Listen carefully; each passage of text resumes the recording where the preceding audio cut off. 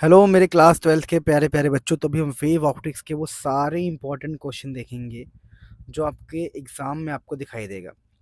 तरीका पढ़ने का क्या है कि आपने पॉज किया और उस क्वेश्चन को पढ़ा और उसका आंसर खुद सोचा। फिर आंसर समझ ना आए तो मैं आंसर वाली स्लाइड आपको समझाऊंगा, उस टाइम आप पॉज करोगे और हाथों हाथ ही करोगे। ये नहीं सोचना है कि भाई कल कर लूंगा, रात को कर लूंगा, इस टाइम कर लूंगा, वो कर लूंगा। ये सबसे बेकार सोच है, इसके पीछे मत पड़ना। चलो स्टार्ट करते हैं फटाफट। सो प्यारे बच्चों, स्टार्ट करते हैं फर्स्ट क्वेश्चन के साथ। क्वेश्चन है, a light wave enter from air into glass, how will the following affected energy of the wave. देखिए, जैसे ये हमारा ग्लास है। अब इस ग्लास से हम एक नॉर्मल बनाते हैं, नॉर्मल।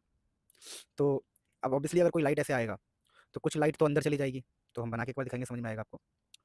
तो कुछ लाइट तो अंदर जाएगी लेकिन कुछ रिफ्लेक्ट भी हो जाएगी। तो इस लाइट वेव की जो अगर ग्लास में अगर वो वेव आया है, तो जब वो वेव ग्लास में आया है तो कुछ एनर्जी रिफ्लेक्ट हो चुका है, तो इसकी एनर्जी तो डिक्रीज हो जाएगी। तो एनर्जी डिक्रीज होगा रिफ्लेक्शन की वजह से, क्योंकि अब देखो, अब ये आगे बढ़ रहा है ग्लास के अंदर, पर कुछ पार्ट तो रिफ्लेक्ट हो चुका है इसका। फ्रीक्वेंसी ऑफ द वेव, देखो फ्रीक्वेंसी कभी चेंज नहीं होती, याद रखना। Frequency never changes. तो क्वेश्चन आंसर ये रहा, एनर्जी एनर्जी तो मैं कह रहा था दोस्तों, आंसर ये रहा, energy of the wave decrease because some part energy of the wave decrease because some part is reflected back. कुछ पार्ट उसका रिफ्लेक्ट बैक हो जाएगा, इसलिए एनर्जी क्या हो जाएगा, डिक्रीज हो जाएगा। दूसरा क्या है, देखिए यहाँ पर आप ध्यान से अगर आप देखने का प्रयास करेंगे, frequency of wave does not change. Frequency of wave कभी चेंज नहीं होता। अगला क्वेश्चन है, when monochromatic light travel from one medium to another, wavelength changes but frequency remains the same. वही वाली बात है, फ्रीक्वेंसी चेंज नहीं हो सकता। इसको एक्सप्लेन करने का एक मैथमेटिकल तरीका भी होता है। देखिए, अगर आप ये समझेंगे कि फ्रीक्वेंसी का फॉर्मूला क्या है, देखिए आपने पढ़ा होगा स्पीड इज इक्वल टू, आपने पढ़ा होगा पक्का कहीं ना कहीं, speed is equal to frequency into में वेवलेंथ, पक्का पढ़ा होगा। अब देखिए, अब जो स्पीड है ना, स्पीड समझिएगा, स्पीड को हम सी बोलते रहे हैं। तो देखिए, सी अपॉन में वेवलेंथ आपका फ्रीक्वेंसी होता है। अब इससे क्या है, जब एक वेव किसी मीडियम में जाएगा तो उसका स्पीड भी डिक्रीज होगा। जो सी की वैल्यू है डिक्रीज हो जाएगी, स्पीड की वैल्यू डिक्रीज हो जाएगी, स्पीड भी डिक्रीज होगा और इसका वेवलेंथ भी डिक्रीज होता है। तो ये डिक्रीज डिक्रीज कट जाएंगे और आपका फ्रीक्वेंसी सेम टू सेम रह जाएगा, क्योंकि स्पीड भी डिक्रीज होता है और वेवलेंथ भी डिक्रीज होता है। तो दोनों चीजें डिक्रीज हो रही, तो डिक्रीज से डिक्रीज दोनों का इफेक्ट आपस में कैंसिल आउट हो जाएगा। लेकिन इसका एक और तरीका होता है, थ्योरेटिकली तरीका, कि we know frequency is the characteristic of the source. Frequency जो है ना, सोर्स पे डिपेंड करता है, किसने पैदा किसने किया है। And wavelength is the characteristic of medium, और वेवलेंथ मीडियम पे डिपेंड करता है। तो मीडियम चेंज होने से वेवलेंथ चेंज होता है, लेकिन फ्रीक्वेंसी चेंज नहीं होता है। तो आप इसको एक बार पढ़ लेना, बाकी मैंने आपको समझा दिया, ये लिखा है, speed changes and wavelength also changes but frequency does not change. ये ध्यान रखना प्लीज। अगला क्वेश्चन है, state the very important question, state the essential condition for two light waves to be coherent. Coherent के लिए क्या क्या कंडीशन होनी चाहिए। देखिए, हम कोहेरेंट किसे कहते हैं समझने का प्रयास कीजिए। Two waves must be coherent, अगर कंडीशन फॉर कोहेरेंट क्या है, ये two wave must be coherent, coherent होगा, wave should be same frequency होनी चाहिए और वेवलेंथ होनी चाहिए, और उनका इक्वल एम्पलीट्यूड होना चाहिए। दो वेव का अगर फ्रीक्वेंसी और वेवलेंथ सेम है और उनका एम्पलीट्यूड इक्वल है तो उनको हम कोहेरेंट बोलेंगे। यानी कि दो वेव्स ऐसे कुछ होने चाहिए जिनका फ्रीक्वेंसी वेवलेंथ भी सेम हो और एम्पलीट्यूड भी सेम हो, तो ये वेव कोहेरेंट होंगे। अगला क्वेश्चन दोस्तों हमारे पास क्या है, when monochromatic light travels from one medium to another, it wavelength changes पर फ्रीक्वेंसी रिमेन सेम। ये काफी इंपॉर्टेंट क्वेश्चन है, इसके बारे में आप जानते हैं, पीछे मैंने आपको पढ़ाया था। तो frequency remain same because it is characteristic of source of wave, but wavelength is characteristic of medium. Wavelength medium पे डिपेंड करता है, इसलिए वो चेंज हो जाता है। फ्रीक्वेंसी सोर्स पे डिपेंड करता है, इसलिए वो चेंज नहीं होता है। State two condition to obtain, सबसे इंपॉर्टेंट क्वेश्चन है ये, सस्टेन्ड इंटरफेरेंस। देखिए, सस्टेन्ड इंटरफेरेंस के लिए the two light should be coherent होना चाहिए। The light source should be the light source should be narrow and placed close to each other.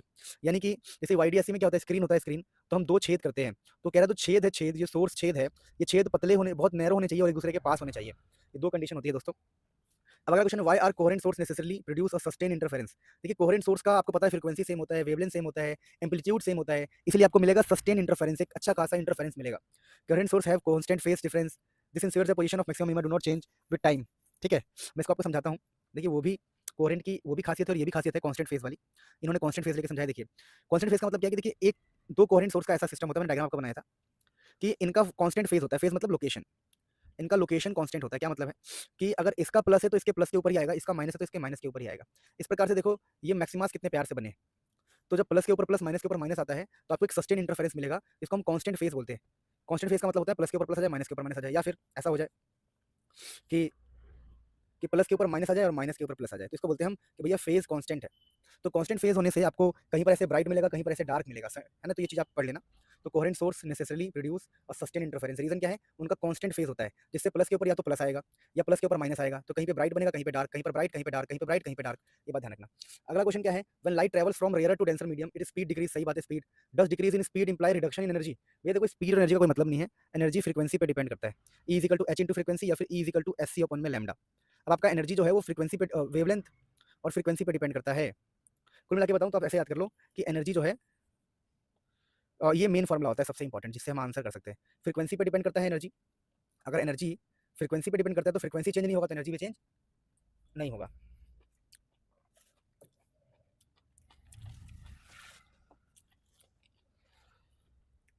चलिए, आप इस आंसर को सपोर्ट करेंगे, ये एक अच्छा तरीका एक्सप्लेन करने का, ठीक है दोस्तों।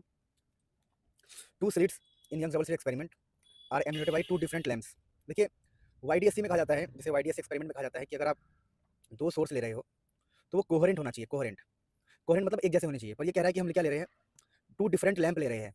दो डिफरेंट लैंप लेंगे तो वाईडीएससी अच्छे से काम नहीं करेगा। तो लिखा है will you observe interference pattern, तो आंसर क्या होगा आपको पता है, no. The light wave emitted by two different lamp can not be coherent, तो कोहेरेंट नहीं हो पाएंगे। इस चक्कर में आप आगे पढ़ लेना, मैक्सिमा और मिनिमा जो है उनकी इंटेंसिटी चेंज होती रहेगी और आपको इंटरफेरेंस पैटर्न अच्छे से नहीं मिलेगा। अगला क्वेश्चन है दोस्तों, पढ़िए। If the separation between the to slit is decreased, fringe width का क्या होगा। देखिए, फ्रिंज विड्थ के ऊपर बहुत क्वेश्चन आते हैं। लैम्डा डी बाई डी इसका फॉर्मूला होता है। अगर आपने इनके बीच का सेपरेशन को डिक्रीज कर दिया, स्मॉल डी को, इसको डिक्रीज करेंगे तो फ्रिंज विड्थ आपका बढ़ जाएगा। तो साफ दिख रहा है, when slit decrease fringe width increase. अच्छा क्वेश्चन था, आप इसे देख सकते हैं। अगला क्वेश्चन है, how does the fringe width in YDSC changes when distance of separation between slit and screen is doubled. क्या मतलब, देखिए वाईडीएससी में ये डिस्टेंस होता है डी और दो छेद का बीच के डिस्टेंस होता है स्मॉल डी, ठीक है। तो ये स्क्रीन होता है, स्क्रीन स्क्रीन इसको बोलते हैं स्लिट, और फ्रिंज विड्थ का फॉर्मूला होता है lambda D by small D. अब वो कह रहा है कि हमने क्या किया है, हमने डी को क्या किया है, distance of separation between slit and screen, capital D को डबल कर दिया है। अगर आप कैपिटल डी को 2 से मल्टीप्लाई करोगे तो ऑब्वियसली बीटा में भी आंसर में 2 आएगा, क्योंकि इक्वल में है। तो हमारा जो फ्रिंज विड्थ है डबल हो जाएगा। When the distance of separation between slit and screen is doubled, how does the fringe width, तो फ्रिंज विड्थ भी आपका डबल हो जाएगा। तो इसका आंसर होगा डबल, इसको आपको सोल्यूशन यहाँ मिल जाएगा। D is double then fringe gets double, fringe width double हो जाएगा। क्वेश्चन है, थोड़ी तबियत खराब है दोस्तों, क्षमा चाहता हूँ अगर थोड़ी थोड़ी की आवाज आए तो। If the wave picture of light, in the wave picture of light, intensity of light is determined by the square of the amplitude. Wave में जो इंटेंसिटी होता है वो एम्पलीट्यूड के स्क्वायर पे डिपेंड करता है, ठीक है। What determine the intensity in the photon picture of light. देखिए, फोटोन पिक्चर ऑफ लाइट में इंटेंसिटी जो है ना, वो डिपेंड करता है नंबर ऑफ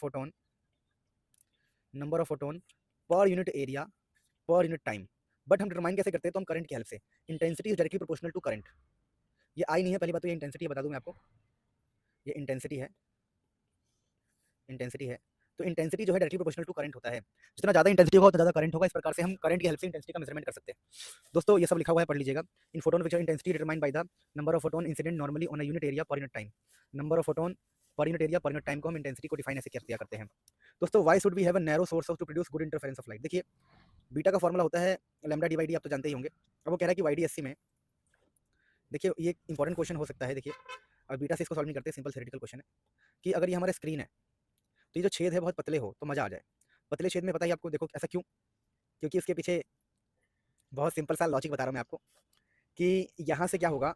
देखो, नैरो छेद से ये है कि अगर हमारा छेद बहुत नैरो हुआ तो यहाँ से निकलने वाले वेव्स जो है, समझना, यहाँ से निकलने वाले वेव्स की क्वांटिटी इतनी ज़्यादा नहीं होगी कि वो आपस में ओवरलैप करके चीज़ों को कैंसिल आउट कर दे। अगर मैंने इस छेद को बड़ा कर दिया तो क्या होगा, यहाँ पर बहुत सारे नंबर ऑफ सोर्स अपने आप क्रिएट हो जाएंगे।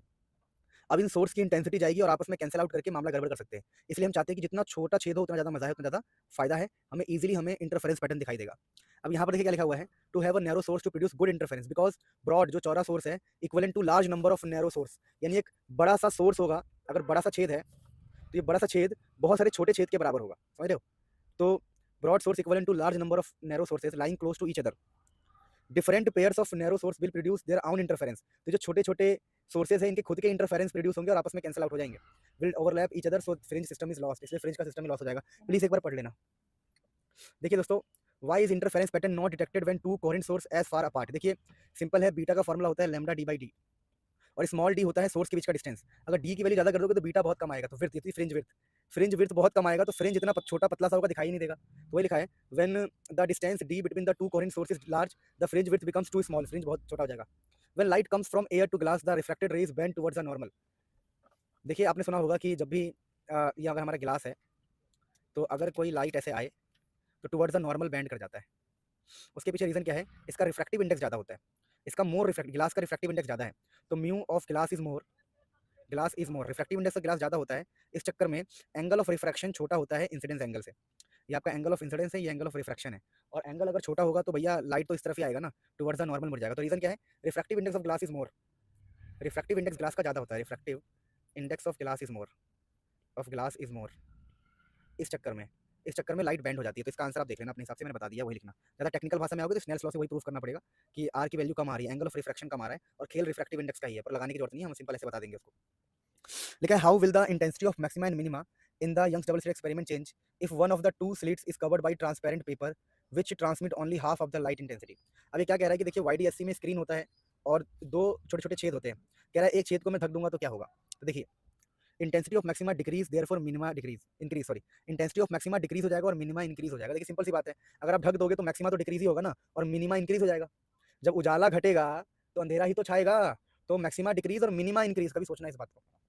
अगला क्वेश्चन है when light travels from optically denser medium to rare medium why does the critical angle of incidence depend on the colour wavelength of light. क्या मतलब है, देखिए देखिए क्रिटिकल एंगल का जो फॉर्मूला होता है बेसिकली एयर में जब कोई चीज़ हो तो 1/μ होता है क्रिटिकल एंगल का फॉर्मूला। अब जो रिफ्रैक्टिव इंडेक्स है वो 1 बाई वेवलेंथ होता है। देखिए तो रिफ्रैक्टिव इंडेक्स वेवलेंथ पे डिपेंड करता है और रिफ्रैक्टिव इंडेक्स वेवलेंथ पे डिपेंड करता है और क्रिटिकल एंगल रिफ्रैक्टिव इंडेक्स पे डिपेंड करता है। यानी अगर किसी का वेवलेंथ ज़्यादा है तो उसका रिफ्रैक्टिव इंडेक्स कम होगा उस चीज़ के लिए, लाइट की रिफ्रैक्टिव इंडेक्स वहाँ पर कम होगी। लाइट के बोल रहा हूँ मटेरियल का रिफ्रैक्टिव इंडेक्स उस टाइम पर कम हो जाएगा और जब ये कम हो जाएगा तो इसकी वैल्यू चेंज हो जाएगी, क्रिटिकल एंगल की वैल्यू चेंज होगी। तो बेसिकली इन दोनों फॉर्मुले से हमें एक्सप्लेन करना होता है। ये देखिए कि क्रिटिकल एंगल जो रिफ्रैक्टिव इंडेक्स है साइन IC वो 1/μ है और वेवलेंथ और रिफ्रैक्टिव इंडेक्स में ये रिलेशन है।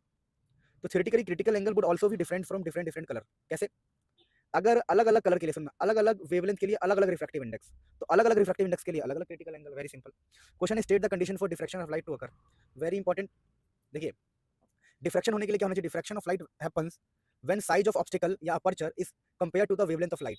यानी कि वेवलेंथ ऑफ लाइट और साइज ऑफ ऑब्स्टिकल दोनों बराबर होने चाहिए। फॉर एग्जांपल जब हमारा बाल है, बाल तो बाल बहुत पतला है तो यहाँ से डिफ्रैक्शन होने के चांस हो सकते हैं, ठीक है। तो इतने ही छोटे छोटे ऑब्स्टिकल चाहिए होता है जो वेवलेंथ को मैच कर जाए, तभी डिफ्रैक्शन हो सकता है। दोस्तों अगला है what should be the order of size of obstacle aperture for diffraction of light. तो डिफ्रैक्शन ऑफ लाइट के लिए जो साइज ऑफ ऑब्स्टिकल है वेवलेंथ के ऑर्डर का होना चाहिए, है ना, वेवलेंथ ऑफ लाइट के बराबर ऑर्डर का होना चाहिए। How does the angular spectrum fringes single slit diffraction change when distance of separation between the slit and screen is double. क्या मतलब, देखिए ये हमारा सिंगल स्लिट एक्सपेरिमेंट में आपको पता होगा यहाँ पर फ्रिंजेस बनते हैं, फ्रिंजेस। अब वो कह रहा है कि how does the angular separation between the fringes in single slit diffraction changes when distance of separation between the slit and screen is doubled. कह रहा है कि यहाँ पर होता है ए, स्लिट के बीच का डिस्टेंस को ए बोलते हैं और इसका डिस्टेंस होता है कैपिटल डी। तो कह रहा है अगर इन दोनों को हम डबल करेंगे तो एंगुलर सेपरेशन में क्या होगा। देखिए एंगुलर सेपरेशन का जो फॉर्मूला है ये होता है, अब देखिए when D between the slit and screen is doubled, D between the slit and screen, sorry इस बार इसमें क्या बोला था, when the distance of separation between the slit and screen is doubled. अच्छा ये वाला चेंज नहीं करना है हमें, बोला है distance of separation between slit and screen. तो ये स्लिट है, स्लिट छेद और स्क्रीन के बीच का डिस्टेंस कैपिटल डी को अगर हम डबल करेंगे तो क्या होगा हमारा, देखिए तो when D between the slit and screen is double the angular separation does not change, क्योंकि एंगुलर सेपरेशन का फॉर्मूला क्या होता है, लैम्डा अपॉन में स्मॉल डी। यानी समझ पा रहे हो, कैपिटल डी तो इस फॉर्मूले में आता ही नहीं है। अगर कैपिटल डी नहीं आता है तो कैपिटल डी को चेंज करके क्या होगा, कुछ भी नहीं होगा, ये ध्यान रखना आप लोग। यानी कि एंगुलर का फॉर्मूला है लैम्डा बाई ए या फिर लैम्डा बाई स्मॉल डी, कई लोग इसको ए बोलते हैं, कई लोग इसी को डी बोलते हैं, समझे। तो स्मॉल डी पर डिपेंड करता है या फिर ए पे डिपेंड करता है, कैपिटल डी पे डिपेंड नहीं करता है, ध्यान रखना। अगला क्वेश्चन है state the essential condition for diffraction of light. Diffraction के लिए क्या कंडीशन है मैंने आपको बता ही दिया था, अब आगे बढ़ते हैं। For a single slit of width A, इस बार बोला है कि जो सिंगल स्लिट है उसकी विड्थ है ए, ठीक है। First minima of the interference pattern, ये क्वेश्चन लेना नहीं था, याद दिलाने से काटना है, ठीक है, समझे।